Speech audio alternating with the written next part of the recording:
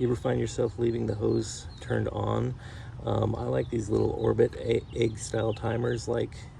Basically it's a valve that has a little timer on it. You twist it and it presses this little guy down, which turns the hose on. And then once it times out, because right now it's set for 15 minutes, it'll shut off. Basically you can shut it all, or turn it all the way to the side and it will shut it off. It doesn't shut off the timer completely when you turn it that way, but it does shut off the hose. But this is one that I've used for years. You can also turn it back this way, which will also turn it on manually. Or you can simply, should be able to just press this down. Oh no, you can press it down and it'll turn it on until you let go, and then it basically will shut off. But it's a pretty simple operation. Once this is twisted, it'll be up to 120 minutes.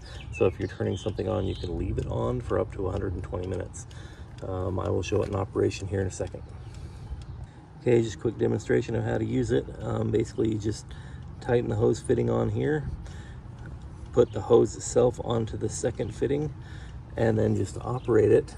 Make sure that the hose is turned on. I have a diverter here, so that also has to be turned on. Right now nothing is flowing unless I turn on what I call the egg timer, and you can hear the water running. It's going to take a little bit for it to, I don't have it on fully, so it's going to take a little bit for it to come out. As you can see, basically you can turn this to 120 minutes right there, and it will run for 2 solid hours and shut off by itself. Or if you're done with it, you can just turn it all the way down to 0 and it'll shut it off. Or if you want it on and not have it shut off on you, you can turn it to manual. Pretty simple little device. It's something I use on a regular basis. Absolutely love it.